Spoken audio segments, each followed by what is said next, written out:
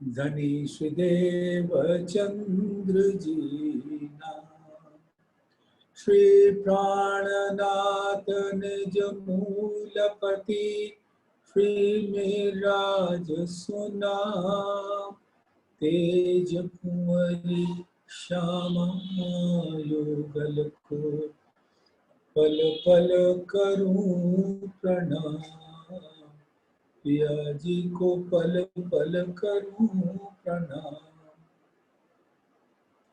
प्रथम लागू दो चरण को, धनिये न छुड़ायो खिन, लाख तले डालेड़िया, मेरे जीव के जीवन, इन पाँव तले पड़ी रहूं, धनी नजर खोलो बातू, पलना वालूं निरखो नेत्र, मेरे जीव के जीवन, मेरे जीव के जीवन। धामधनी अक्षय अतीत के परम प्यारे लाडले सुंदर साथ जी, लाहौद की लाडली सुंदर साथ जी, आपके कोमल चरणों में इस आत्मा के दिल का प्रेम भरा सिजदा कबूल करें। प्रणाम जी। ये तो हमारे प्राण प्रीतम अक्षरातीत नूर जमाल की असीम अनुकंपा, असीम कृपा बह रही है और उसकी नूर भरी बारिश में हम सब सुंदर साथ झील रहे हैं। और जो उनके दिल से निकलने वाली ये नूर की बारिश हो रही है, वही तो नूर के तारतम की बारिश है। और जिसने भी अपनी सुरता धामधनी के दिल से लगा ली, वो हर घड़ी हर पल ऐसे सुंदर वाणी की बरसात में झीलता रहता है। आज धामधनी हम सबको कलश हिंदुस्तानी के विरह के उन प्रकरण की पहचान दे रहे हैं जिसमें अगर हम झीलते हैं तो विरह की सुइयां जब चुभेंगी तो धामधनी स्वयं हमारे सामने खड़े हो जाएंगे।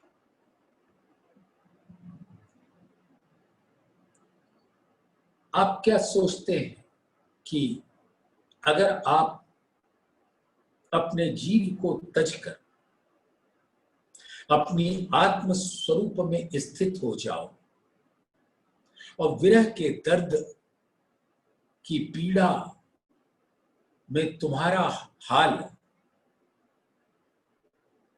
अत्यधिक तड़पता हुआ हो, तो क्या ऐसा हाल सिर्फ आपका होगा? परम धाम में धामधनी ने क्या फरमाया? रूहों तुम मेरे तन, तुम सो इश्क जो मेरे दिल, ए क्यों कर पाओ बका मिने, जो सहूर करो सब मिल। जो कछु चीज अर्स में सो सब वाहिदत के माहे, जरा एक बिना वाहिदत सो तो कछुए नाहे। यानी कि दिल भी राज्य का और तन भी राज्य का। सुंदर साथ खिलवत ग्रंथ में भी राजी ऐसे ही फरमाते हैं कि तुम सब मेरे नूर तन हो।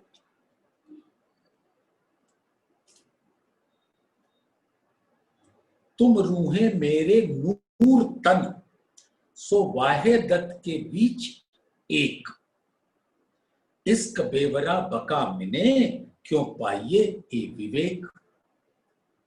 अब जब इश्क का बेवरा हो रहा है तो उस समय तो आपके पास सिर्फ इश्क की बुद्धि थी तो उसी में गर्क थे, बस उसी की बात करते थे और तो कुछ आपको पता नहीं था। लेकिन इश्क के अंदर अनंत अद्भुत रंग है, इल्म के अंदर अनंत अद्भुत रंग है।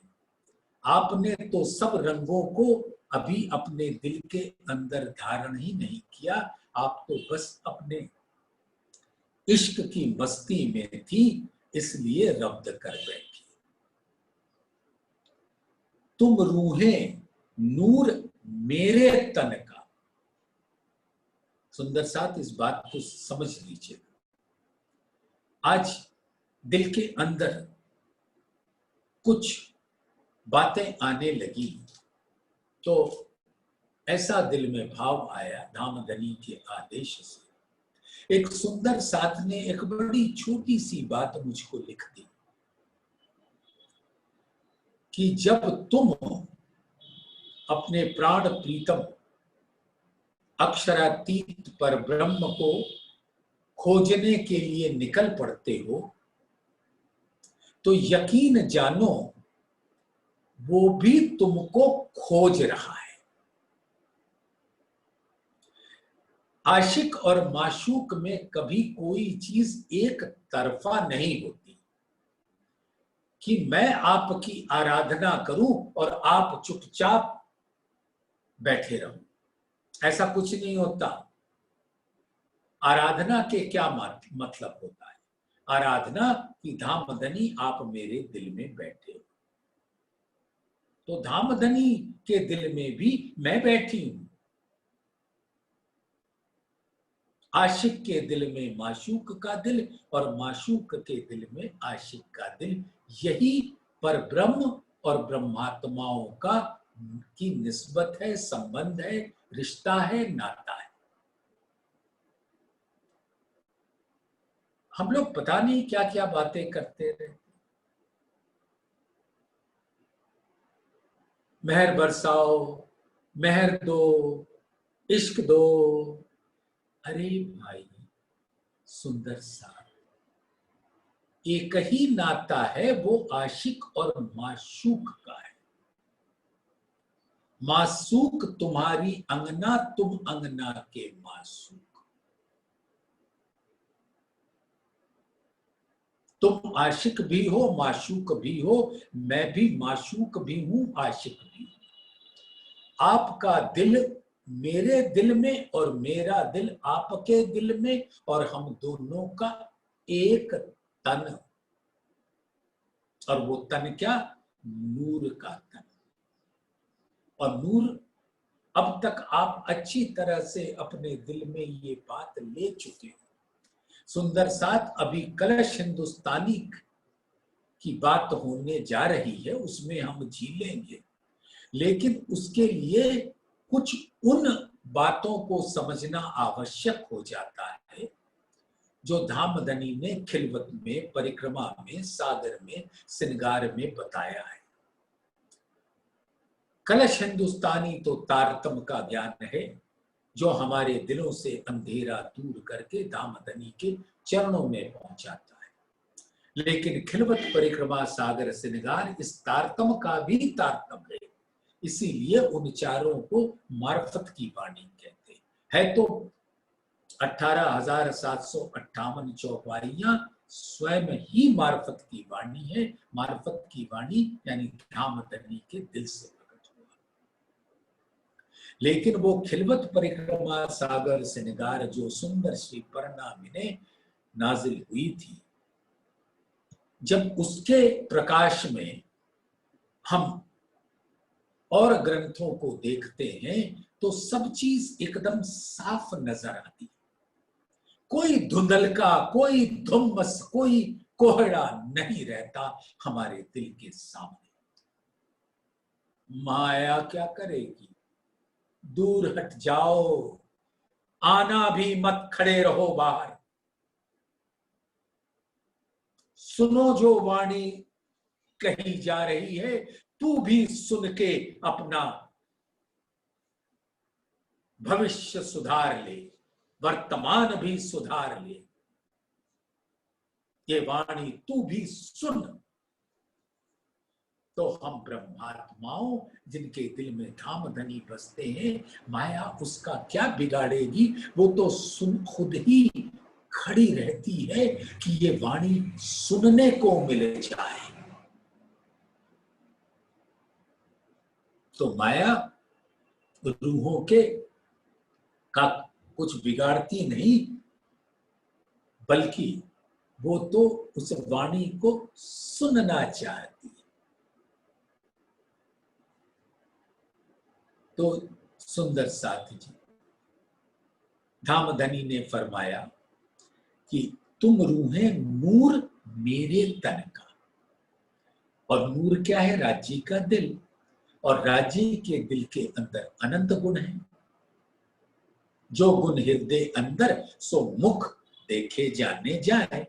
आपको लगता होगा कि मैं ये चौपाई बार बार सुनाता हूं, इसलिए सुनाता हूं कि आप अपने मूल निस्बत की पहचान नूर से करें, धामधनी के दिल से करें। और एक बार नहीं, मैं अनंत बार कहूंगा, क्योंकि जब आपको कहता हूं तो ये मत समझिएगा कि मैं आपको कुछ सिखा रहा हूं। अरे ये कह के मैं अपने आप को सुना रहा हूं कि हे मेरी आत्मा, तेरी मूल निस्बत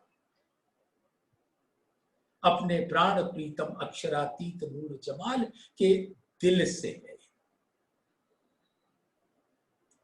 जो गुण हृदय अंदर सो मुख देखे जाने जाए, ऊपर सागरता पूर्णताते दिल की सब देखा है। दिल के जमाली के अनंत गुण, प्रेम आनंद एकत्व आभा शोभा आदि, वो सब धामधनी के मुख पर प्रकट होता है। यानी धामधनी का दिल ही अपने अनंत गुणों के साथ धामधनी के मुख पर प्रकट होता है। हक के मुख का नूर जो सो नूरे सागर जान, तेज ज्योत या सलूकियां शोभा सागर भरिया आसमान। और वही दिल नूर जब धनी के मुख पर प्रकट होता है तो उसका सारा नूर झिलमिलाता है आसमान पर। तो आप धामधनी के दिल को आसमान पर देख सकते, उसके नूर की लहरों की अटखेलियां, उसकी लीलाएं, उसकी क्रीड़ाएं अति आनंददायी आसमान पर देख सकती है, क्योंकि आसमान भी तो धामधनी का दिल है, नूर है। जिमी जात भी रूह की, रूह जात आसमान। रूह यानी दिल, दिल यानी नूर। तो रूह नूरी है, और वही नूर धामधनी अक्षरातीत के जब मुखार बिंद पर प्रकट होती है तो उनका नक्शे शिख तक का सब अंग नूरी होता है। और उसी तन का नूर रूहें हैं। तुम रूहें नूर मेरे तन का। सुंदर साथ ये चौपाई याद कर लेंगे अपने दिल में। तुम रूहें नूर मेरे तन का, इनविद कहवे हक। दामदनी अक्षरातीत स्वयं कह रहे हैं कि तुम नूर, तुम रूहें नूर मेरे तन का, इनविद कहवे हक। बहुत प्यारी बड़ी रूह मुझे, मैं तुम्हारा आशिक। और धामधनी क्या कह रहे हैं कि मैं तुम्हारा आशिक हूं। और आशिक अगर वो है तो हम क्या हुए? माशूक, क्योंकि हम उनके ही तन का नूर है। तुम रूहें मेरे नूर तन, मेरे नूर का ही तन। मेरा तन भी मेरे नूर का है और तुम्हारा तन भी मेरे नूर का है। तभी तो कह दिया ना, तुम रूहें मेरे तन हो। यानी धामधनी के तन में जो नूर का है और रूहों के तन में जो सारी ब्रह्म सृष्टियों का तन है, दोनों का तन नूर है और नूर धामधनी का दिल है। वो दिल ही प्रकट होता है, अक्षरातीत का तन धारण करता है। वो दिल ही श्यामा जी का तन धारण करता है।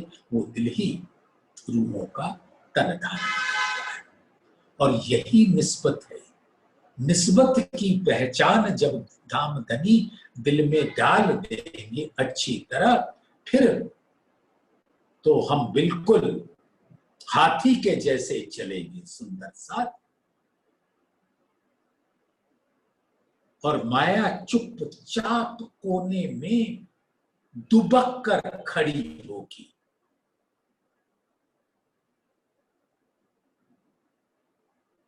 और अपने एकाग्र चित्त कर लेगी अपने आप को। हमको तो भटकाती थी और स्वयं भटकना नहीं चाहती, क्योंकि उसको भी तो वाणी सुननी है। ये वही है ना इब्लीस, दज्जाल, अजाजील।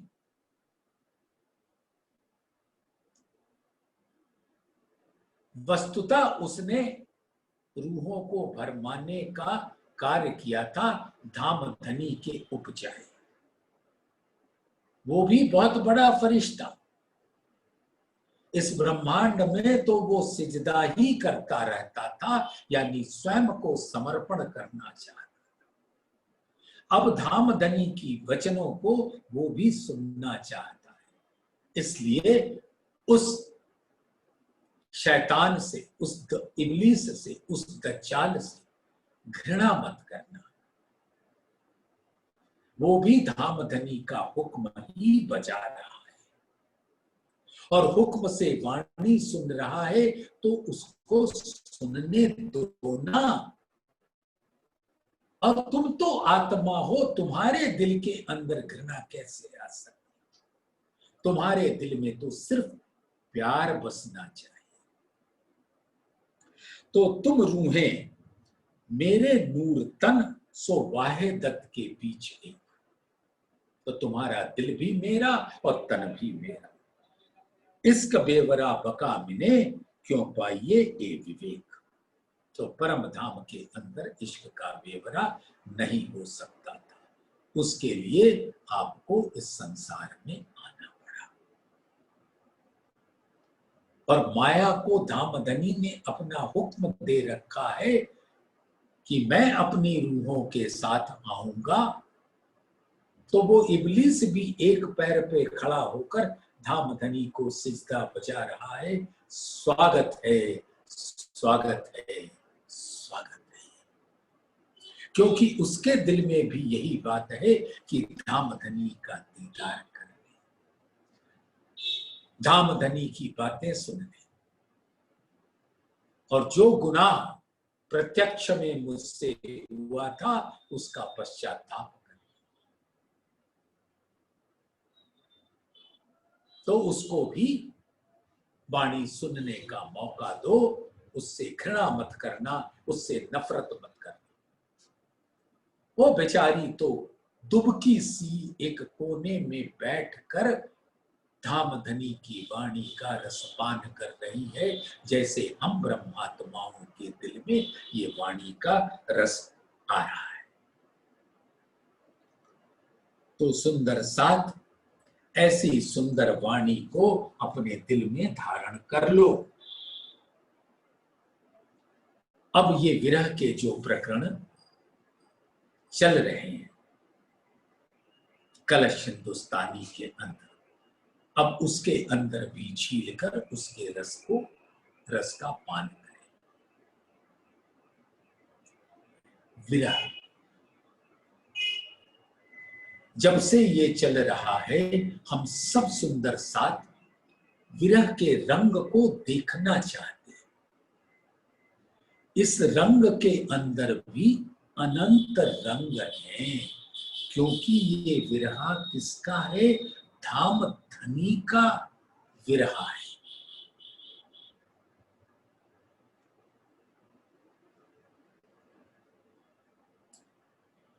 विरह कहते हैं कि मैं तो पिया के संग थी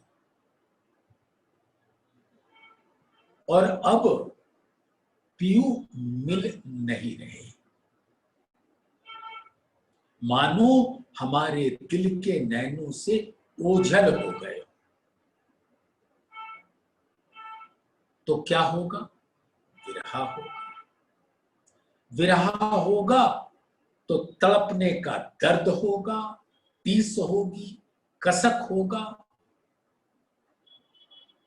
और जब ये सब कुछ होगा तो धामधनी उस अग्नि से स्वयं प्रकट हो जाएंगे और हमको अपने मीठा मीठा शीतल शीतल रस का पान कराकर मिलन में हमें आकंठ अपने बाहों में ले लेंगे।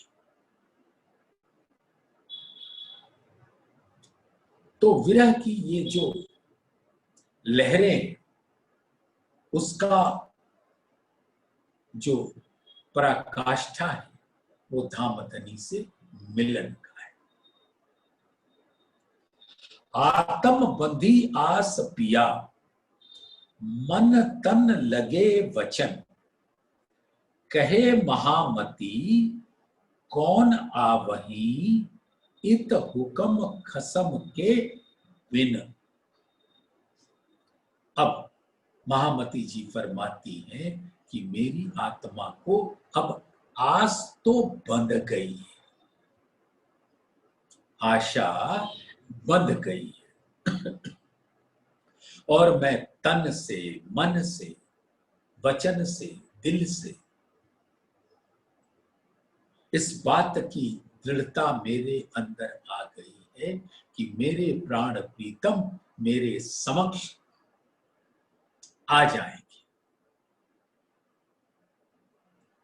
और धामधनी के खसम के हुक्म के बिना ऐसा सुंदर स्वरूप किसके दिल में आ सकता है। तो ये विरह की वो स्थिति है सुंदर साथ,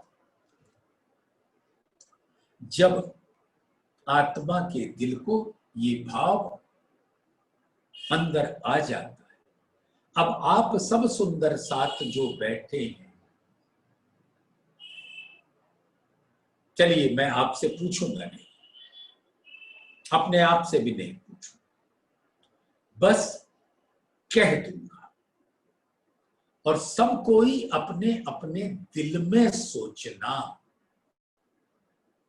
कि किसके किसके अंदर ये दृढ़ विश्वास है कि धामधनी इसी तन के रहते रहते मुझे प्रत्यक्ष, जैसे मिहिरराज ठाकुर के तन में इंद्रावती थी, देवचंद्र जी के कलेवर में श्यामा जी थी, उनको साक्षात दीदार दिया था। किसने किसके किसके दिल में ये दृढ़ निश्चय है कि धामधनी अपने परम धाम के नूरी स्वरूप से हमको दीदार देंगे।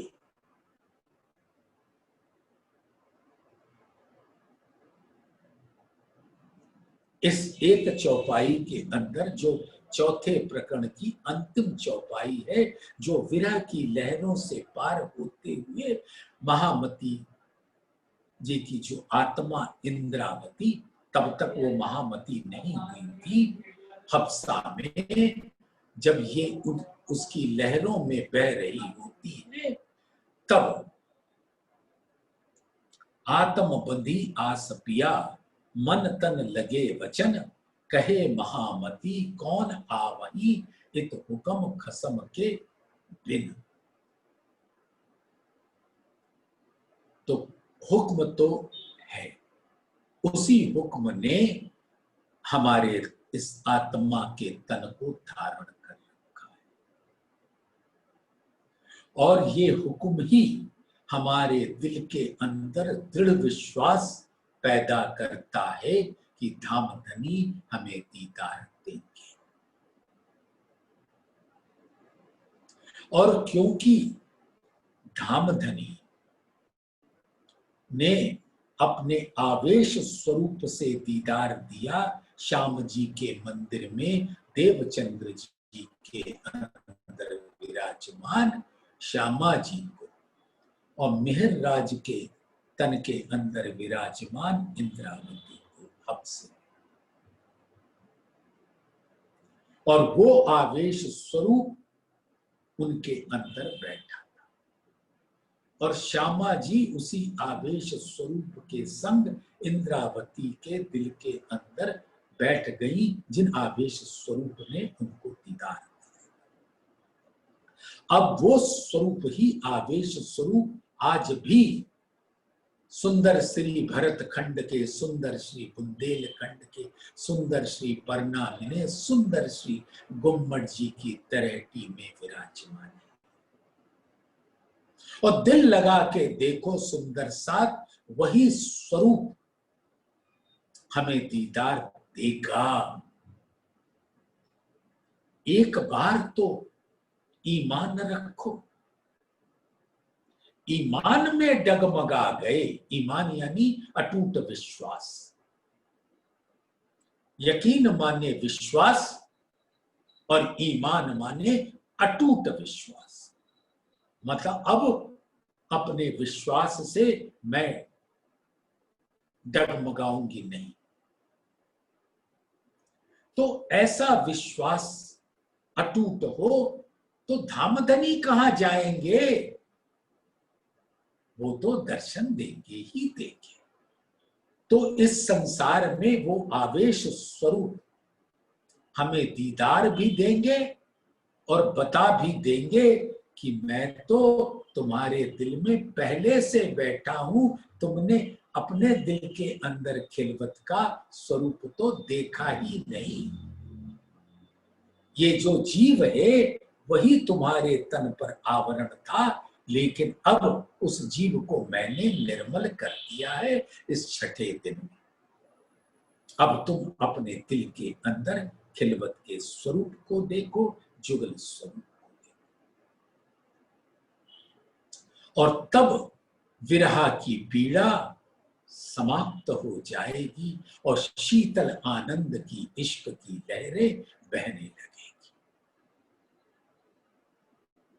तो इस चौपाई का भाव यही है कि अपने ईमान पर तो दृढ़ रहना। चौथा प्रकरण का समापन यहां हुआ। पांचवा प्रारंभ करते हैं। तो ये सारी विरह की लहरें हैं जो आप अपने दिल में धारण कर लो, फिर तो आगे जागनी ही जागनी है। ये विरह के प्रकरण राग देसांखी। तलफे तारुनी रे दुल्ही को दिल दे, सनमंद मूल जान के रे सेज सुरंगी पर ले। सुंदर साथ ये चौपाई के जो चारों चरण हैं, बड़े नामधनी जैसे लाड़ लड़ाते हैं ना, तो छेड़ते हैं। जो जैसे कोई भी पति पत्नी जब प्रेम के वश हो जाते हैं तो दोनों एक दूसरे को अपने वचन से, अपनी क्रियाओं से छेड़ते हैं। और ये छेड़ना कोई सताना नहीं होता, ये तो प्यार का एक इजहार करने का एक तरीका होता है। और अगर मेरा पति मुझे ना छेड़े तो मुझे ऐसा लगेगा कि इस ब्रह्मांड में मैं अकेली हो गई। इसलिए आशिक अपनी माशूक को छेड़ता है और मैं उछलती हूं, और मेरे उछलने को देखकर आशिक फिदा हो जाता है, कुर्बान हो जाता है। इसीलिए तो वो छेड़ता है। अगर वो आशिकी और माशूक का भाव दिल में नहीं आया तो हर घड़ी तुम्हें ऐसा लगेगा, हमें ऐसा लगेगा कि धामधनी तो हमारे लिए कुछ करते ही नहीं, न जाने हमको माया में इतना क्यों सताते। ऐसी मूर्खता भरी बातें करते, क्योंकि ईमान कच्चा है और बिना ईमान के इश्क नहीं आता। और यही इश्क और ईमान तो ब्रह्म सृष्टियों के ऐसे पर हैं जिससे वो उड़कर सीधा मूल मिलावे में धामधनी के चरणों में पहुंचकर उनके सुंदर नक्शे शिख तक के जुगल स्वरूप का नूरी रस अपने दिल में पीते। तो ईमान से सुंदर साथ मत डगमगाइए, ईमान बिना इश्क नहीं।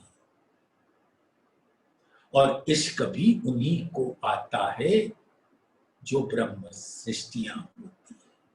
तो ब्रह्म सृष्टियों का ईमान और इश्क उनके दो पर होते हैं। पर कहने का तात्पर्य सिर्फ इतना है कि वो उड़कर सीधा परम धाम में धामधनी के चरणों में पहुंच जाती है। तलफे तारुनी रे दुल्ही को दिल दे, ये चारों चरण जरा प्यार से सुनिएगा। तलफे तारुनी रे कि हे मेरे प्राण प्रीतम, मेरी आत्मा कहती है कि अब वो विरह के अग्नि में बुरी तरह से तड़प रही है। जैसे जल बिन मछली तड़पती है वैसे आपके प्रेम के बिना मैं तड़प रही। तलफे, तलफे माने तड़पना, तारुनी रे यानी आत्मा, किशोर आत्मा। दुल्ही को दिल दे, सुंदर साथ चौपाई में लिखा है दुल्ही को दिल दे। अब मैं इतना तड़प रही हूं आपके मिलन की आकांक्षा रखकर, आस रखकर कि बस अब आप आ जाओ मेरे दिल में। दुल्ही को दिल दे, मैं आपकी दुल्हन हूं। ये तो आपने ही कहा है ना कि मैं आपकी दुल्हन हूं।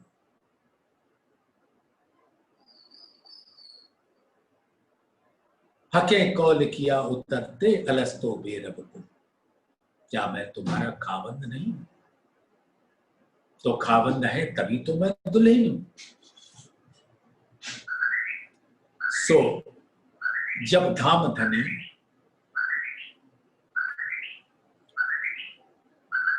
के सामने ये इंद्रावती जी फरमा रही है तो असल में कौन फरमा रहा है? धामधनी इंद्रावती के दिल में बैठकर कह रहे हैं तो असल में तो धामधनी ही कह रहे हैं, क्योंकि उनके अलावे दूजा तो कोई है नहीं। ऐसा लगता है कि इंद्रावती कह रही, ऐसा लगता है महामती कह रही, ऐसा लगता है प्राणनाथ कह रहे, ऐसा लगता है मेहरराज ठाकुर कह रहे। अरे लगने को छोड़ो, ये सब धामधनी कह रहे। तो ये दूसरे चरण को जरा प्यार से ग्रहण करिएगा। तलफे तारुनी रे दुल्ही को दिल दे,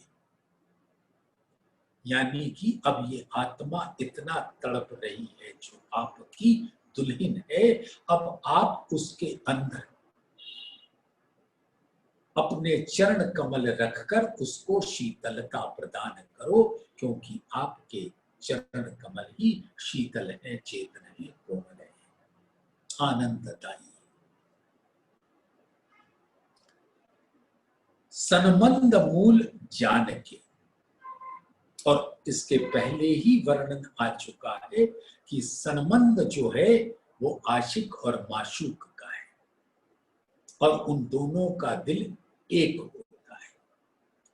तो आशिक और माशूक तन से भी एक और दिल से भी एक, तभी एक तनी और एक दिली का स्वरूप परम धाम के अंदर होता है। तो सनमंद मूल जान के सेज सुरंगी पर ले। तो अब धाम धनी इस आशिक और माशूक के सनमंद का हमारी लाज रखना और मेरे दिल के अंदर दिल रूपी सेजिया पर आकर विराज जाना, जिसके अंदर आपने ही अपने नूर के रंगों का बिछौना बिछाया है। सेज सुरंगी पर ले। तो अब ये चौपाई को आपने सुना, क्या समझा? कि ये आत्मा आपके मिलन की प्यासी विरह में तड़प रही है, और ऐसी दुल्हन के दिल में आप अपने दिल सहित, चरणों सहित, अंगों सहित आकर विराज जाओ, और इस दिल को अपना नूरी सेज बनाकर उस पर विश्राम करो। क्योंकि हमारा और आपका सनमंद मूल का है, और मूल का सनमंद तो आशिक और माशूक का होता है। ये संसार में कोई आशिक नहीं, कोई माशूक नहीं, सारे झूठे तन के संबंध हैं।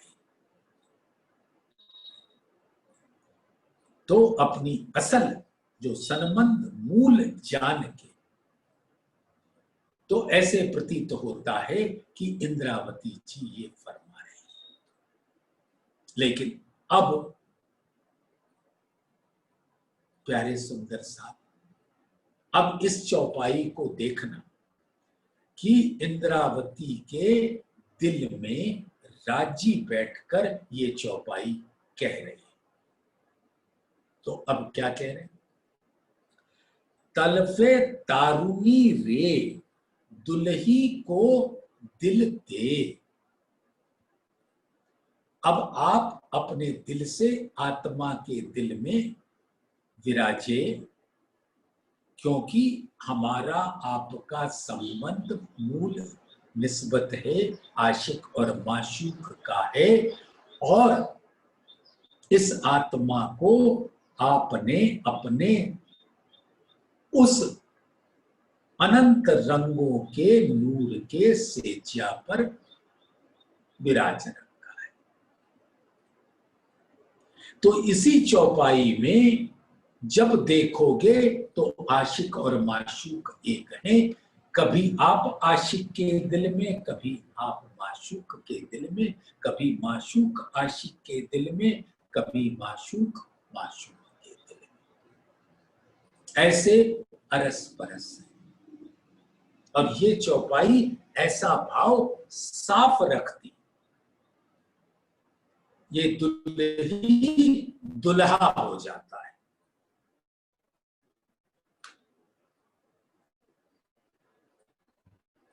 सब तन विरहे खाइया, गल गया लोहू मांस, न आवे अंदर बाहर यावित सूकत श्वास। अब वो धाम धनी की मिलन की आशा तो ले बैठी, और धाम धनी प्रकट नहीं हो रहे, तो क्या होगा? विरह की अग्नि जलेगी,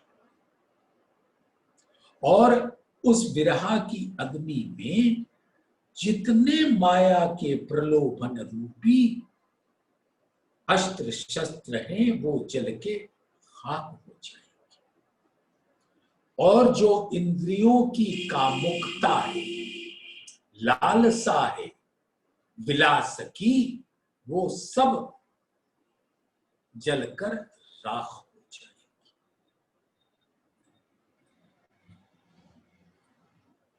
जैसे इंद्रिय निग्रह कहते हैं, इंद्रियों का दमन करना। सुंदर सा कोई इंद्रियों का दमन नहीं कर सकता। जैसे हम बैठ जाएं, मेरा दिल कुछ भी करे खाने का, नहीं मैं नहीं खाऊं, नहीं मैं ये नहीं खाऊं, नहीं नहीं नहीं नहीं, और एक दिन उस गर्त में गिर जाता है। इसका दमन करने का एकमात्र उपाय है विरह, और वो विरह कब आएगा? जब तारतम्य वाणी से निस्बत की पहचान होगी, अपने मूल आशिक की पहचान होगी, और इस माया के ब्रह्मांड में अब वो प्रकट नहीं हो रहे हैं, तो अब आकांक्षा और बढ़ेगी, तो वो विरहा की अग्नि को प्रज्वलित करेगा, और विरहा की अग्नि में मेरे इस तन के इंद्रियों का जो विषय भोग के विकारों में रहता है, उसको भी जला के खाक कर देगा।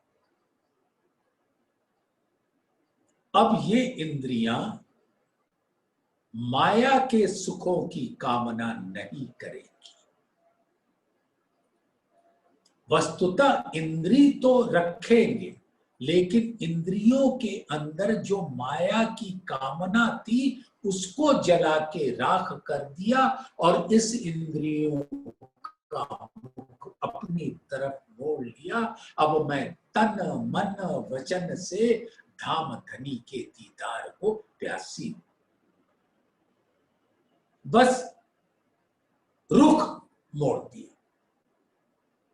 पहले ये तन और इसकी इंद्रियां माया की तरफ, विरह ने इसका ऐसा स्वरूप बना दिया कि अब ये माया की इच्छा ना करके धामधनी के चरणों की प्यासी हो जाती, कि धामधनी के चरण आ जाएं उसके दिल में, तो बस उसका इस तन में आना सफल हुआ।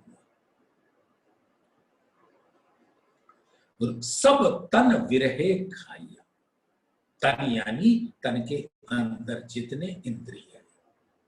अब वैसे तो 5 तत्वों का तन है, 5 कर्मेंद्रियां, 5 ज्ञानेंद्रियां हैं, 5 तन मात्राएं हैं, रूप रस गंध स्पर्श शब्द।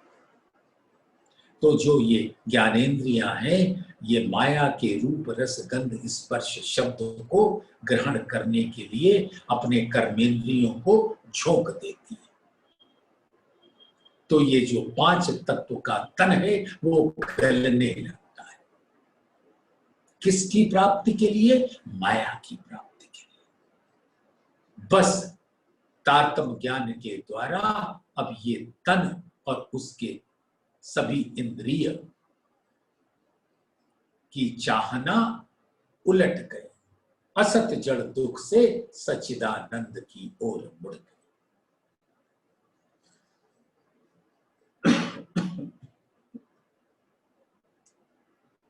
सब तन विरहे खाइया, यानी विरहा ने इस तन के स्वरूप को अब बदल दिया।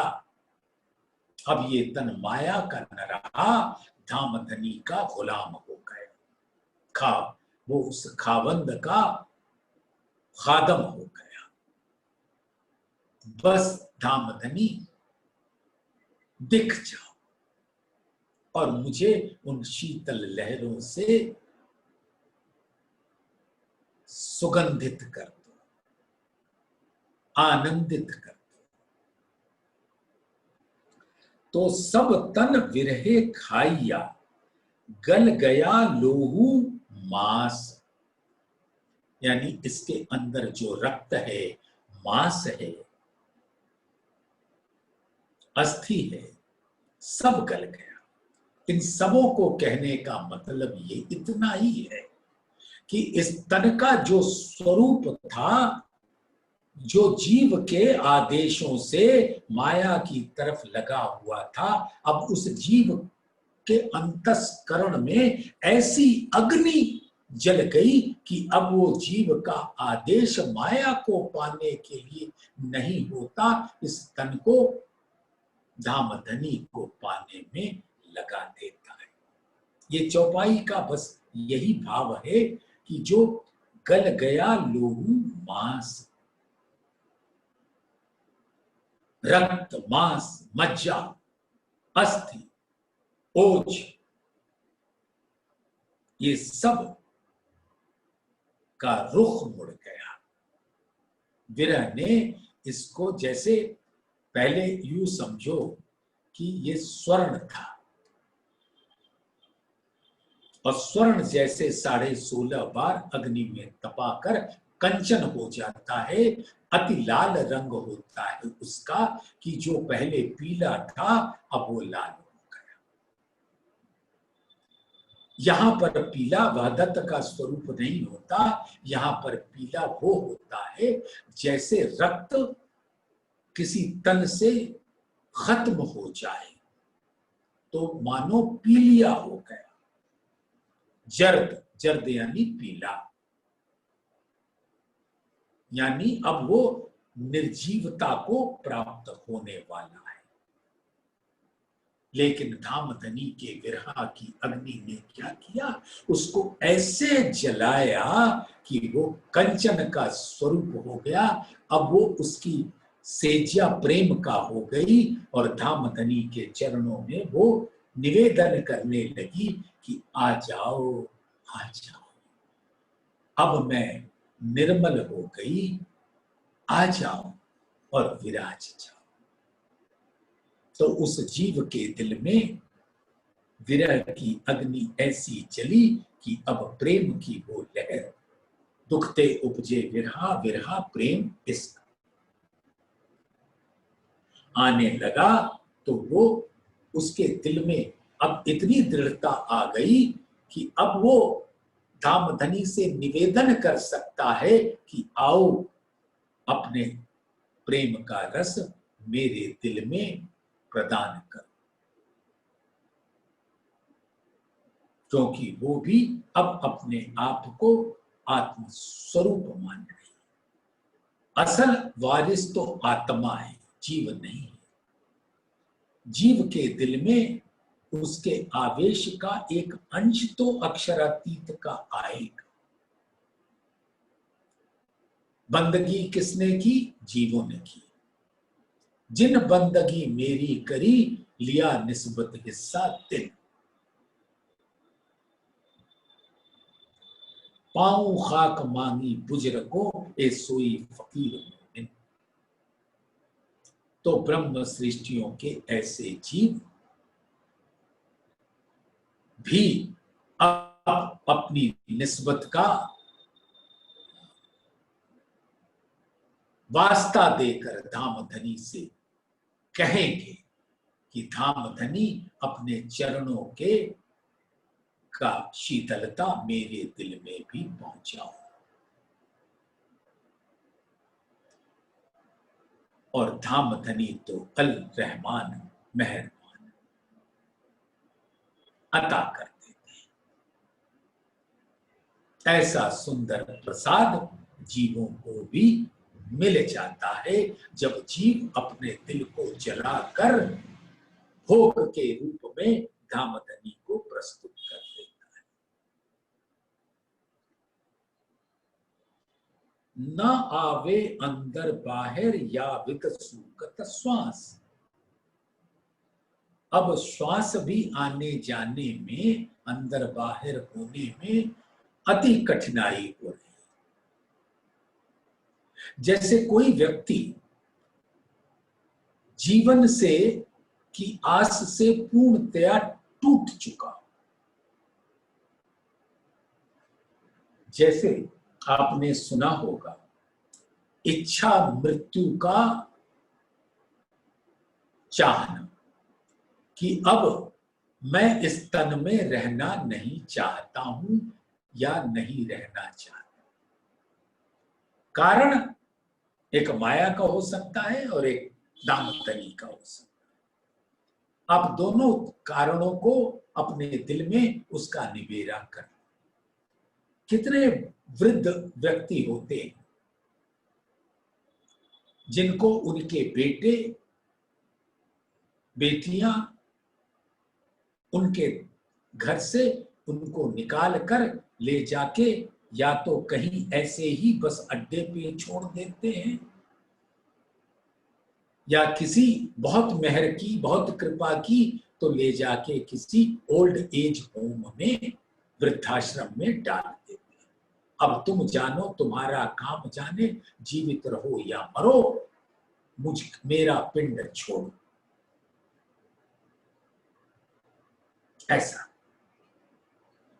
तो वो वृद्ध व्यक्ति जिसने अपने लाडलों को इतने प्यार से पाला और उनकी ऐसी दुत्कार सुनकर उसके दिल में जीने की आस नहीं रहती और वो बस यही प्रार्थना करता है कि हे ईश्वर अब मृत्यु दे दो। तो अब उसकी इच्छा में पहले जहां जीवन की आस थी अब मृत्यु की आस आ जाती है। लेकिन ब्रह्म सृष्टियों के जीव वो इस तन का भोग चढ़ा देते हैं अपने प्राण प्रीतम को कि इसको तुम अपने पास रखो और मेरे को अपना प्रेम दे दो। तो दोनों की प्रत्यक्ष में आकांक्षा एक ही रहती है कि ये तन उठा लो, लेकिन दोनों का उस आकांक्षा के पीछे कारण अलग अलग होता है। तो अब हम ब्रह्म सृष्टियों की ही बात करें कि वो अपने तन का अपने दिल का सुंदर थाली में भोग बनाकर जब वो विरह की अग्नि में तपकर ऐसा शुद्ध हो गया कि वो धामधनी को अर्पण कर देती है और धामधनी अपने प्रेम रूपी प्रसाद को उनके दिलों में पहुंचा देती है। जीवों को भी, और आत्म तो वारिस है, आत्म को तो मिल ही जाता है। तो न आवे अंदर बाहर या वित सूकत श्वास। अब श्वास आने जाने में कठिनाई का तात्पर्य यही है कि अब इस तन से बाहर कर दो, और दोनों कारण मैंने बता दिए। अब आप यहां पर देखोगे कि एक समय ऐसा आता है कुछ लोग आत्महत्या कर लेते हैं बड़े किशोरावस्था में। क्यों? क्योंकि उनके अंदर माया की ऐसी कामनाएं होती हैं जो पूरी नहीं होती, तो बजाय इच्छा मृत्यु मांगने के वो स्वयं को ही फांसी लगा देते। तो सुंदर साथ ऐसा स्थिति हम ब्रह्म सृष्टियों को की तो नहीं है। हम अपने तन को जला रहे हैं विरह की अग्नि में, सिर्फ किस लिए कि मेरे प्राण प्रीतम अब अपने दिल का प्रेम की लहरें हमारे अंदर बहा दो और हमें आनंदित करो। हाड़ हुए सब लकड़ी, अब मेरे जो अस्थि है, ये जो अष्ट धातु का शरीर होता है, ये खड़ा रहता है अस्थियों के पिंजर पर। हाड़ हुए सब लकड़ी, अब ये जो हमारा अस्थि है वो लकड़ी का स्वरूप हो गया, जिसमें जरा सी आग लगाओ तो जल जाए। तो अब मैं बैठी हूं धामधनी के विरह में, जब चाहो लगा दो आग और कर दो विनाश, कर दो इसको समाप्त। हाड़ हुए सब लकड़ी, सिर श्रीफल विरह अगिन। और ये जो खोपड़ा है ये बेल के जैसा हो गया, जैसे कभी किसी व्यक्ति की चिता पर जलते हुए आपने देखा होगा, हड्डियां जल जाती हैं। इस पंच तत्व में की अग्नि उसको जला देती है और राख कर देती है, यानी वो अपने मूल में मिल जाता है। पृथ्वी से बना पृथ्वी में मिल जाता है और उसके सिर को उसका बेटा एक डंडा लेके उसको खोरता है, तो वो सिर भी जिसको घमंड का स्वरूप था पूरे जीवन भर, अब वो कैसे अग्नि के हवाले हुआ। श्रीफल, सारा घमंड राख हो गए। मेरी मेरी दुनी करत जात है, सिर ब्रह्मांड बोझ ले वे, पाव पलक का नहीं भरोसा, तो भी सिर सर्जन को ना देने। धामधनी के प्रति समर्पण नहीं करता, माया के प्रति समर्पित रहता है। तो हाड़ हुए सब लकड़ी, सिर श्रीफल विरह अग्नि। अब ये विरह की अग्नि से ये जो हड्डियों का अस्थि पंजर था वो लकड़ी के समान होकर विरह की अग्नि में जल गया। और ये जो अहंकार मेरा था सिर रूपी, वो जलकर खाक हो गया।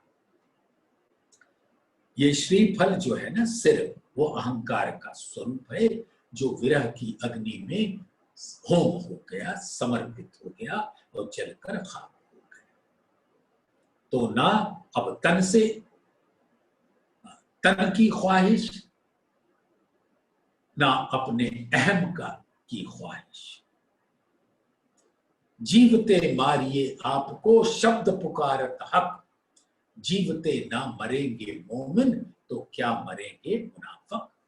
उसे नहीं जीवने का मतलब यही है कि विरह की अग्नि जब हमारे अंदर धधकने लगेगी तो सारी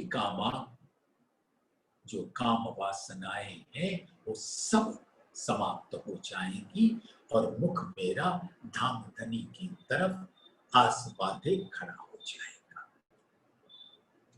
मांस मीज लोहू रगा, रगा यानी रग रग, जिसके अंदर रक्त बहता है, लोहू रगा, रगा में लोहू, लोहू माने रग, मांस और मीज माने मज्जा, मज्जा कहते हैं बोन मैरो, अस्थि के अंदर जो ये बोन मैरो होता है वो भी प्राण का स्वरूप होता है, और अगर वो न रहे तो अस्थि भी नहीं रहती और ये तन भी नहीं रहता। तो हाड़ हुए सब लकड़ी, तो अस्थि श्रीफल, सिर, मांस, जो हड्डी के ऊपर एक मांस ऐसा और उसके ऊपर त्वचा होती है जो बड़ा आकर्षित करती है, मानो माया का स्वरूप हो जाता है, और लोग उसके प्रति उस तन के मांस और त्वचा पर फिदा होते हैं, और नहीं मिलता तो आत्महत्या कर लेते हैं। मांस मीज लोहू रंगा, अगर कोई ऐसे किसी के प्रति आकर्षित होता है, एक बार उस तन के अंदर बहने वाले गंध को दिखा दो तो उसको घृणा हो जाएगी अपने से कि मैं इसके प्रति आकर्षित था। अपने धाम धनी मूरी तन जिनका है उनके प्रति वो आकर्षण नहीं था। मां समीज लोहू रगा विद होत हवन, विरह की अग्नि के हवाले कर देते। और जब ऐसा होता है सुंदर साथ, तब जीव जलकर कंचन हो जाता है, पवित्र हो जाता है, और आत्म उठ खड़ी तब हो वही पहले जीव होवे भूख भूख। तो जब जीव इस प्रकार से विरह की अग्नि में जलकर स्वाहा हो जाता है, अपना पूर्ण समर्पण कर देता है, तब आत्मा उठ खड़ी होती है और वो तो वारिस है और धामधनी के चरणों में पहुंच जाती है। तो सुंदर साथ आज इस चौपाई पर विराम देंगे। प्रकरण 5 विरह का है, जिसका तीसरे नंबर की चौपाई हाड़ हुए सब लकड़ी। सब अपने अंदर देखना सुंदर साथ, ये नहीं कि बस प्रणाम जी और चले गए। अपने अंदर उसके दर्द को महसूस करना आज। हाड़ हुए सब लकड़ी, सिर श्री फल विरह अगित। मास मीज लोहू रंगा, मास मीज लोहू रगा, या विद होत हवन। जैसे हवन में ओ स्वाहा स्वाहा करते हैं, वैसे ही अपने अंग अंग को स्वाहा कर दो, जैसे मानो हम माया की हर इच्छा को स्वाहा कर रहे हैं। बोलिए श्री प्राणनाथ प्यारे की जय। बोलिए श्री सतगुरु महाराज की।